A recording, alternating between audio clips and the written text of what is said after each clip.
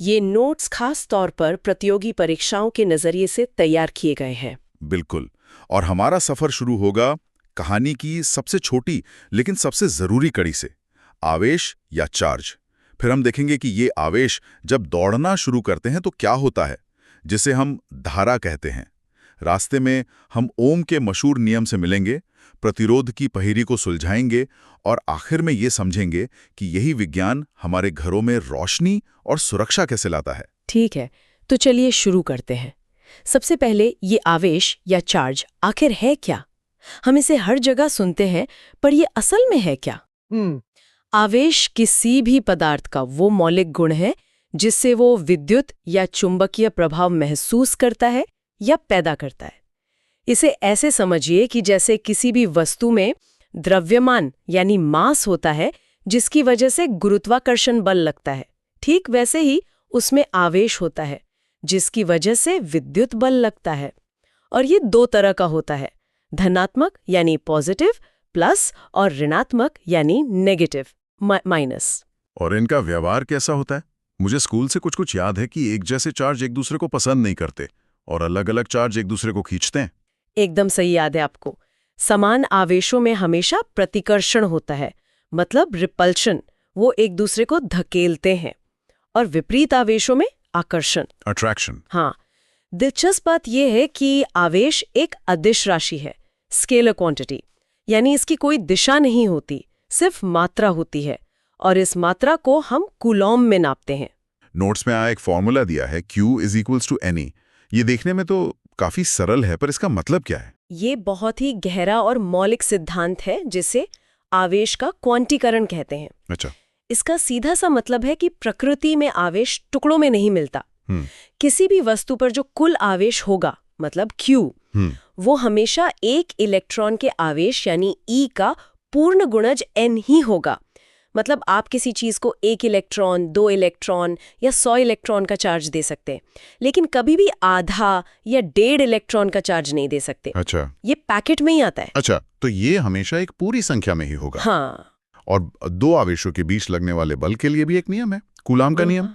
F = K(Q1Q2)/R²। हाँ, इसे आप गुरुत्वाकर्षण के नियम का कह सकते हैं जुड़वा भाई। अच्छा। जैसे न्यूटन का नियम बताता है कि दो द्रव्यमान एक दूसरे को कैसे खींचते हैं, वैसे ही कूलाम का नियम बताता है कि दो आवेश एक दूसरे पर कितना बल लगाते हैं। तो ये बल आवेशों की मात्रा के गुणनफल के समानुपाती होता है और उनके बीच की दूरी के वर्ग के व्युत्क्रमानुपाती। बिल्कुल से घटता है। बिल्कुल, यही इसकी खासियत है। तो ये आवेश अगर अपनी जगह पर बैठे रहें तो सिर्फ एक दूसरे को खींचते या धकेलते हैं, लेकिन असली खेल तो तब शुरू होता है जब ये दौड़ना शुरू करते हैं, है ना? हाँ। यहीं से विद्युत धारा की कहानी शुरू होती है। हाँ, तो जब ये आवेश बहना शुरू करते हैं तो उसे ही करंट कहते हैं। एकदम सही। किसी चालक में आवेशों के प्रवाह की दर को ही विद्युत धारा कहते हैं। इसका फॉर्मूला है I = QT, यानी प्रति सेकंड कितना आवेश एक बिंदु से गुजर रहा है। और इसका मात्रक महान वैज्ञानिक आंद्रे मैरी एम्पियर के सम्मान में एम्पियर। हाँ, एम्पियर रखा गया है। यहाँ एक बहुत दिलचस्प और थोड़ी उलझाने वाली बात लिखी है नोट्स में कि धारा की दिशा इलेक्ट्रॉनों के प्रवाह की दिशा के ठीक उल्टी होती है। ऐसा क्यों? ये तो तर्क के खिलाफ लगता है। हाँ, ये सवाल अक्सर सबको उलझाता है। दरअसल ये विज्ञान के इतिहास की एक देन है। जब बेंजामिन फ्रैंकलिन जैसे शुरुआती वैज्ञानिकों ने बिजली पर काम करना शुरू किया, तब उन्हें इलेक्ट्रॉन के बारे में कुछ नहीं पता था। उन्होंने मान लिया कि कोई पॉजिटिव चीज बहती है और उन्होंने धारा की दिशा पॉजिटिव टर्मिनल से नेगेटिव टर्मिनल की ओर मान ली। अच्छा। इसे पारंपरिक धारा या कन्वेंशनल करंट कहा गया। कई दशकों बाद जब इलेक्ट्रॉन की खोज हुई, तब पता चला कि तारों में असल में नेगेटिव चार्ज वाले इलेक्ट्रॉन बहते हैं जो नेगेटिव से पॉजिटिव टर्मिनल की ओर जाते हैं। पर तब तक पहली वाली परंपरा पूरी दुनिया की किताबों और सर्किट डायग्राम में इतनी मजबूती से स्थापित हो चुकी थी कि उसे बदलना नामुमकिन सा हो गया। अरे वाह! तो हम आज भी एक ऐसी परंपरा को मान रहे हैं जो असलियत से उल्टी है, सिर्फ इसलिए क्योंकि ये पहले से चली आ रही है। ये तो बहुत मजेदार तथ्य है। बिल्कुल। और एक और हैरान करने वाली बात, दिशा होने के बावजूद विद्युत धारा एक अदिश राशि है, स्केलर क्वांटिटी। दिशा तो है इसमें। हाँ, पर ये वेक्टर्स के जोड़ के नियमों का पालन नहीं करती। हाँ। जैसे अगर एक तार से 3 एम्पियर और दूसरे से 4 एम्पियर करंट आकर एक जंक्शन पर मिलते हैं, तो आगे जाने वाला करंट हमेशा 7 एम्पियर ही होगा, चाहे तार किसी भी एंगल पर जुड़े हों। ठीक है, ये ऐतिहासिक वजह तो समझ आ गई। अब उस नियम पर आते हैं जो शायद विज्ञान का सबसे मशहूर समीकरण है, ओम का नियम। V = IR। ये तो हर जगह दिखता है। हाँ, ये विद्युत परिपथों की गीता है। ये नियम कहता है कि अगर किसी चालक की भौतिक अवस्थाएं, जैसे कि उसका तापमान और दबाव, न बदलें, अच्छा, तो उसके सिरों पर लगाया गया विभवांतर मतलब वोल्टेज V, हाँ, उसमें बहने वाली धारा करंट I के सीधा समानुपाती होता है। आसान शब्दों में, आप जितना ज्यादा वोल्टेज का धक्का देंगे, उतनी ही तेजी से करंट बहेगा। और इस समीकरण में ये R क्या है? प्रतिरोध। जैसा नाम से ही लग रहा है, ये धारा को रोकने या उसमें बाधा डालने का काम करता है। बिल्कुल, प्रतिरोध, रेजिस्टेंस, धारा के रास्ते में आने वाली रुकावट है। जैसे एक पाइप में पानी बहता है और पाइप की दीवारें उसे रोकती हैं, वैसे ही तार के परमाणु इलेक्ट्रॉनों के बहाव में रुकावट डालते हैं। इसका मात्रक ओम है। यह मुख्य रूप से 3 चीजों पर निर्भर करता है: तार की लंबाई, उसकी मोटाई और पदार्थ की प्रकृति। यहाँ मुझे एक सवाल है, तार जितना लंबा होगा प्रतिरोध उतना ज्यादा होगा, ये तो समझ आता है, क्योंकि इलेक्ट्रॉनों को ज्यादा लंबा रास्ता तय करना पड़ेगा। लेकिन तार जितना मोटा होगा प्रतिरोध उतना कम क्यों हो जाता है? मोटी चीज को तो ज्यादा रुकावट डालनी चाहिए। बहुत अच्छा सवाल है। इसे एक हाईवे की तरह सोचिए। अगर एक सिंगल लेन सड़क है तो ट्रैफिक जैम ज्यादा होगा, यानी रुकावट ज्यादा है। हाँ, सही बात है। लेकिन अगर आप उसी सड़क को 8 लेन का हाईवे बना दें, तो गाड़ियां बहुत आसानी से निकल जाएंगी, यानी रुकावट कम हो जाएगी। मोटा तार इलेक्ट्रॉनों के लिए एक चौड़े हाईवे की तरह है। उन्हें बहने के लिए ज्यादा जगह मिलती है, इसलिए प्रतिरोध कम हो जाता है। वाह, ये हाईवे वाला उदाहरण तो शानदार है। अब ये हमेशा याद रहेगा। नोट्स में विशिष्ट प्रतिरोध या रेजिस्टिविटी, रो का भी जिक्र है। ये सामान्य प्रतिरोध से कैसे अलग है? ये एक बहुत महत्वपूर्ण कॉन्सेप्ट है, जिस पर प्रतियोगी परीक्षाओं में अक्सर सवाल पूछे जाते हैं। देखिए, प्रतिरोध जो है वो तार की लंबाई और मोटाई पर निर्भर करता है, लेकिन विशिष्ट प्रतिरोध सिर्फ और सिर्फ पदार्थ की प्रकृति पर निर्भर करता है। यह उस पदार्थ का अपना आंतरिक गुण है। तो आप कह रही हैं कि विशिष्ट प्रतिरोध पदार्थ की अपनी पहचान है। जैसे किसी इंसान का फिंगरप्रिंट, चाहे वो इंसान मोटा हो या पतला, उसका फिंगरप्रिंट नहीं बदलता। क्या बात है! इससे बेहतर तरीके से इसे नहीं समझाया जा सकता। तांबे का विशिष्ट प्रतिरोध हमेशा वही रहेगा, चाहे आप उसका 1 किलोमीटर लंबा तार लें या 1 सेंटीमीटर का। इसीलिए इसे पदार्थ का गुण कहते हैं, न कि वस्तु का। और इसी के उल्टे गुण है चालकता, कंडक्टेंस, और विशिष्ट चालकता, कंडक्टिविटी, जो ये बताते हैं कि कोई पदार्थ कितनी आसानी से धारा को बहने देता है। ठीक है, अब सबसे मजेदार हिस्से पर आते हैं, इन प्रतिरोधों को जोड़ने के तरीकों पर। मुझे हमेशा दिवाली की झालर याद आती है, जिसमें एक बल्ब खराब हो जाए तो पूरी लड़ी बंद हो जाती है।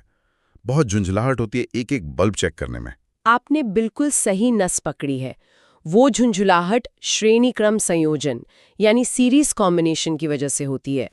इस तरीके में सभी प्रतिरोधों यानी बल्बों को एक के बाद एक ही लाइन में माला की तरह जोड़ दिया जाता है। एक ही रास्ते पर? हाँ, इसमें करंट के बहने के लिए सिर्फ एक ही रास्ता होता है।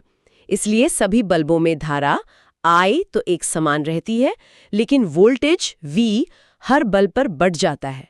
और अगर एक भी बल्ब फ्यूज हो गया, मतलब रास्ता टूट गया, तो करंट आगे नहीं जा पाता और पूरी झालर बंद हो जाती है। अच्छा। इसमें कुल प्रतिरोध भी सभी प्रतिरोधों के जोड़ के बराबर होता है, यानी R1 + R2 + R3।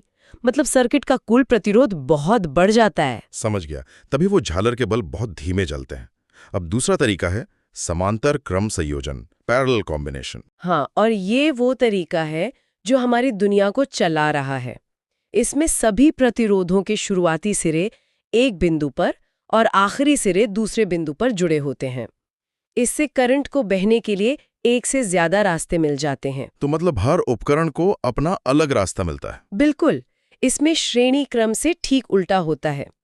सभी उपकरणों पर वोल्टेज V एक समान रहता है, जो हमारे घरों में 220 वोल्ट होता है, लेकिन करंट I हर रास्ते में अपनी ज़रूरत के हिसाब से बँट जाता है। और सबसे काम की बात यह है कि इसमें कुल प्रतिरोध सर्किट में लगे सबसे कम मान वाले प्रतिरोध से भी कम हो जाता है। अच्छा, तो इसका मतलब हमारे घरों की वायरिंग वो समांतर क्रम में ही होगी। तभी तो जब हम एक कमरे की लाइट बंद करते हैं तो दूसरे कमरे का पंखा या टीवी बंद नहीं होता। ये तो हम रोज देखते हैं, पर कभी इस तरह सोचा नहीं कि इसके पीछे ये विज्ञान। बिल्कुल, यही इसका सबसे बड़ा फायदा है। हर उपकरण को पूरा 220 वोल्ट मिलता है और सब अपना अपना स्विच इस्तेमाल करते हैं। अगर घर की वायरिंग श्रेणी क्रम में होती तो सोचिए क्या होता। हाँ, एक बल्ब फ्यूज होने पर पूरे घर की बिजली चली जाती और टीवी चलाने के लिए आपको घर के सारे उपकरण चालू करने पड़ते। अब ये एकदम साफ हो गया है। धारा के बहने से गर्मी भी पैदा होती है ना? जैसे पानी गर्म करने वाली रॉड या कपड़े प्रेस करने वाली इस्त्री में होता है। हाँ, इसे धारा का तापीय प्रभाव या जूल का तापन नियम कहते हैं। जब इलेक्ट्रॉन्स किसी तार में दौड़ते हैं तो वो रास्ते में आने वाले परमाणुओं से लगातार टकराते हैं। इस टक्कर से घर्षण पैदा होता है और वही घर्षण ऊष्मा के रूप में बाहर आता है। जूल का नियम कहता है कि उत्पन्न ऊष्मा H धारा के वर्ग, प्रतिरोध और समय के गुणनफल के बराबर होती है। H = I² RT। एक मिनट, यहाँ धारा का वर्ग है I²। इसका मतलब बहुत गहरा है। इसका मतलब है कि अगर आप करंट को दोगुना करते हैं तो गर्मी दोगुनी नहीं बल्कि 4 गुना बढ़ जाएगी। 4 गुना? हाँ, अगर करंट 3 गुना हुआ तो गर्मी 9 गुना हो जाएगी। यही वजह है कि शॉर्ट सर्किट इतना खतरनाक होता है। करंट में हल्का सा भी उछाल गर्मी को विस्फोटक रूप से बढ़ा सकता है और आग लग सकती है। बाप रे, ये तो बहुत जरूरी बात है। और हमारे बहुत से उपकरण तो सीधे सीधे इसी सिद्धांत पर काम करते हैं। बिल्कुल। जैसे पहला है विद्युत बल्ब, जिसके अंदर टंगस्टन धातु का एक पतला तार यानी फिलामेंट होता है। टंगस्टन ही क्यों? क्योंकि इसका गलनांक बहुत ही ज्यादा, लगभग 3400 डिग्री सेल्सियस होता है। तो ये इतना गर्म हो जाता है कि चमकने लगता है पर पिघलता नहीं। और दूसरा है फ्यूज तार। ये तो एक तरह से हीरो है। सही कहा। फ्यूज तार एक तरह से सर्किट का बॉडीगार्ड है। इसे जानबूझकर सबसे कमजोर बनाया जाता है। ये सीसा और टिन की मिश्र धातु से बनता है, जिसका गुण बल्ब से ठीक उल्टा है। इसका प्रतिरोध ज्यादा होता है और गलनांक बहुत कम, ताकि जल्दी पिघल जाए। बिल्कुल। जैसे ही सर्किट में कोई गड़बड़ होती है और जरूरत से ज्यादा करंट बहने लगता है, ये बॉडीगार्ड खुद को कुर्बान कर देता है।